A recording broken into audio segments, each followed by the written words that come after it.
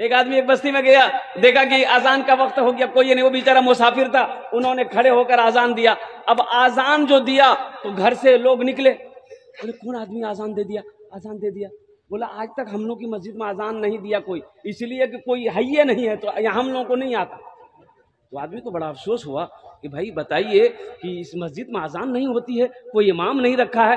तो गांव वाले ने कहा कि हम लोगों को फुर्सत नहीं मिलती है और कोई इमाम हम लोगों को अच्छा मिलता भी नहीं है, तो आप ही रह जाइए। तो आदमी बोला कि हम रहेंगे, लेकिन एक शर्त है। बोला क्या शर्त है? बोला शर्त यही है कि तुम लोगों को सबको नमाज पढ़ना होगा, सबको कुरान पढ़ना होगा।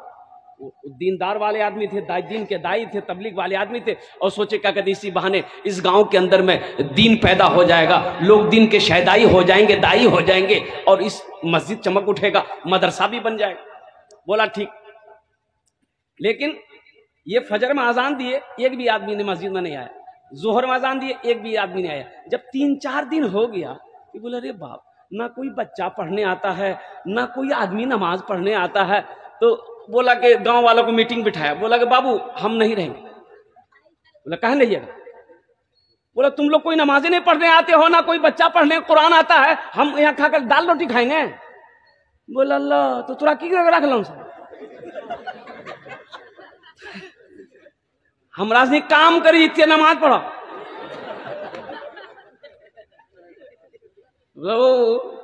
बोला कि हम लोग काम करते, आप नमाज पढ़िए, पैसा चाहिए, हम लोग पैसा देंगे ना आपको, हम लोगों के बदले में नमाज पढ़िए। बोला ऐसा नहीं होता है, ऐसा थोड़े होता किसी के बदले कोई नमाज पढ़ देगा। बोले बाबू नहीं नहीं, हम नहीं रहेंगे, तुम लोग तैयार नहीं हो, हम नहीं रहेंगे। तो एक आदमी उठा, बोला कि हजरत ऐसा कि जाना ही चाहते हैं ना? बोला हाँ, हम नहीं रुकेंगे। बोला ठीक, आप चले जाइएगा, लेकिन आप हमको नमाज सिखा दिए, हमको नमाज सिखा दिए, हम पूरे बस्ती वाले को लट्ठी लेकर नमाज सिखा देंगे। बोला ठीक है, तुम ही सीख लो। बोला कब आना होगा बोलिए? बोला कहाँ आओगे? बोला चाहे मेरे घर पे आ जाइए। तो हजरत ने कहा ठीक है, सुबह फजर के बाद तुम तैयार रहना, हम आ जाएंगे, नमाज सिखाएंगे तुमको। सुबह हजरत पहुंचे तो देखे कि दरवाजा उसरा सब नीपी पापी के बराबर कर देती। नई लुंगी पहन करके एकदम कुर्ता उर्ता पहन उनका फ्रेश होकर के बेचारा बैठा। तो हजरत ने कहा कि बहुत खुशी की बात है, बस बाबू जिस तरीके से हम पढ़ेंगे उसी तरीके से पढ़ना, जैसा हम कहेंगे वैसा ही करना। तो नौजवान बोला कि ठीक है, बोलिए, आप जैसा बोलिएगा हम वैसे करें। तो हजरत ने कहा कि पढ़ो बिस्मिल्लाहिर्रहमानिर्रहीम। तो वो भी बोली जी पढ़ो बिस्मिल्लाहिर्रहमानिर्रहीम। तो मौलवी साहब कहेंगे देखो बदतमीजी मत करो, तो वो कहिए देखो बदतमीजी मत करो। मौलवी साहब गुस्सा ली, एक तमैचा मार के बुरा वो हो, एक तमैचा मारी, मौलवी साहब उल्टा लिखे। अब हजरत को गुस्सा आया, पकड़े, वो पकड़ा उसका गर्दन, वो भी पकड़ के मौलवी साहब गर्दन। अब वो उसको पटक रहा, वो उसको पटक रहा है। तो जो नमाज सीख रहा था उसकी बीवी आंगन से झांक के देख रही थी। वो बोली कि या अल्लाह हमरा मालूम नहीं जुलल नमाज इतना बोरो जी, न तो मैं दरवाजा बोरो बना के रखला। तो लोगों जब जमा हो गए, लोगों ने कहा भाई नमाज छोड़ाओ, लड़ रहे हैं ये लड़ रहे हैं आपस में। तो उसकी बीवी बोली नहीं लड़े जी नहीं, मौलवी साहब नमाज सिखावे जी। ये का कलमंद आदमी थे, बोली अल्लाह के बंदी ये नमाज नहीं है, लड़ रहे हैं। मौलवी साहब का चेहरा नहीं देख रहे, सुर्ख हो गया, लाल हो गया, छोड़ाओ, दोनों को अलग किया। तो वो जो नमाज सीख रहा था बोला कि मौलवी साहब ते पहले ने बोला कि नमाज हम इतना तिक्रमबाजी है, तो मैं लुंगी पिनिंग नहीं था ना, मैं जहाँ पिनिंग था। हाँ, नमाज सीखो, नमाज सीखो। तो नमाज सीखने से पहले कुरान सीखना होगा। ये नमाज को हल्के में मत लो नौजवानों। हम अपनी माँ बहनों से कहना चाहते हैं, मेरी माँ बहनों काम छूटे तो छोड़ देना, काम छूटे तो छोड़ देना, लेकिन खुदा के वास्ते नमाजों को कज़ा ना करना। मेरी माँ बहनों, हशर के मैदान में सबसे पहले पूछ नमाज की होगी। ये नमाज कब्र में भी तुम्हारी हिफाजत करेगी, ये नमाज हशर के मैदान की रुसवाइयों से तुम्हारी हिफाजत करेगी, और ये नमाज तुम्हें जन्नत के अंदर में दाखिल करेगी।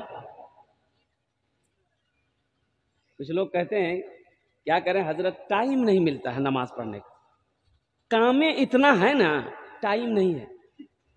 अच्छा पेशाब करने के लिए टाइम है, अच्छा पेशाब लग जाए अगर तो आदमी ऐसे पकड़ कर, ए भैया पेशाब लग लो।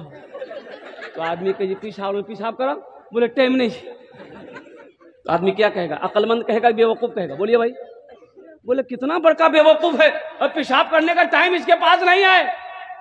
तो टाइम पेशाब करने का निकाल लेते हो, पखाना लग जाए पखाने का टाइम निकल जाते हो, फैक्ट्री में आग लग जाए तो इसको बुझाने के लिए गप गप गप गप गप इसको भरने के लिए टाइम निकाल लेते हो, नींद आए तो सोने के लिए टाइम निकाल लेते हो, घर का हर काम करने के लिए टाइम निकाल लेते हो, बीवी बाल बच्चे की परवरिश करने के लिए टाइम निकाल लेते हो। वो रब जिसने पैदा किया है, जिसके कब्जे में हम सब की जान है, उसके लिए 10 मिनट नहीं निकाल सकते, उसके लिए टाइम नहीं।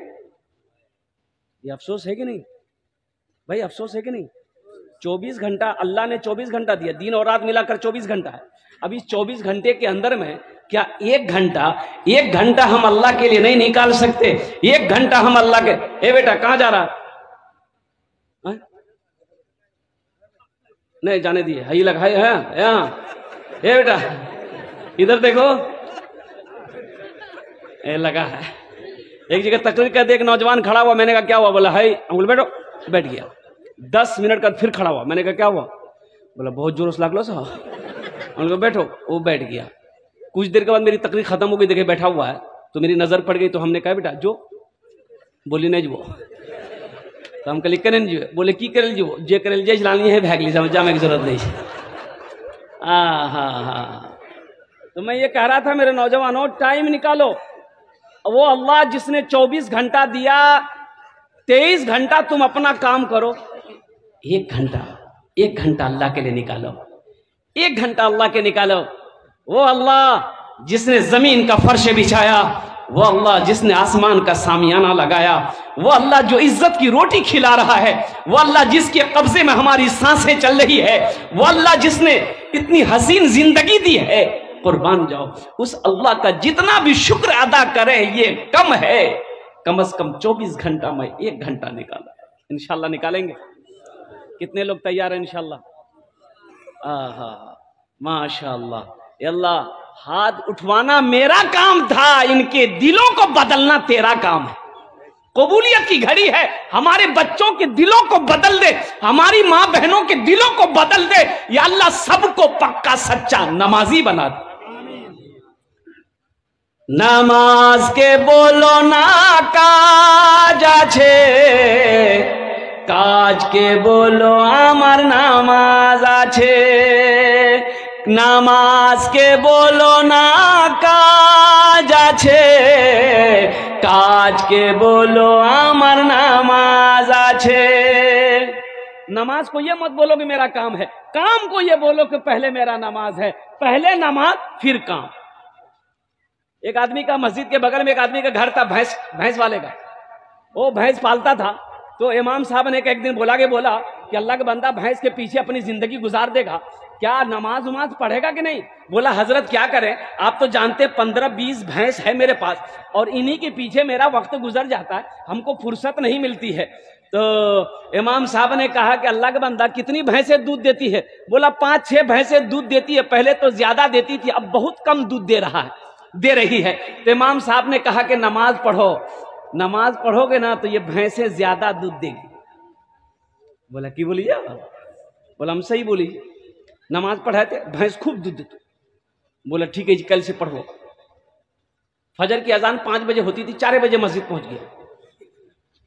अजान हुई, नमाज पढ़ करके जैसे ही वो घर पहुंचा, देखा कि वो भैंसे मर गई।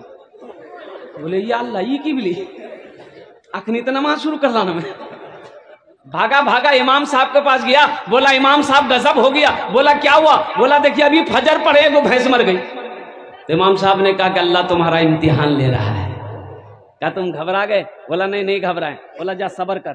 वो चला आया, जोहर की अजान हुई, बड़ा डरते डरते मस्जिद गया कि कहीं दूसरी ना चली जाए। बहुत मुश्किल से और जो जोहर की नमाज पढ़ा। और जोहर की नमाज पढ़ के जब घर पहुंचा तो हकीकत में वो दूसरी भैंस भी मर गई। बोली बाप, ये दिन रात मिला के 5 टाइम नमाज, 5 भैंस चलो थी। एगो भैंस का बच्चा ना चिल्ला रहा था। उस भैंस का बच्चा को हम लोग पर्रू बोलते हैं ना। ओ चिल्ला रहा था, माँ मर गई, चिल्ला रहा था। ये बहुत चुप कराने की सानी दे रहा, पानी दे रहा, वो चुप ही नहीं हो रहा बच्चा। ये बोल रहा कि ते ज्यादा कानवे नहीं, बस ज्यादा तोर लिए नमाज नहीं पढ़बो, मैं दिए रकात नफल पढ़बू। नमाज के बोलो ना काज आछे, काज के बोलो आमार नामाज आछे।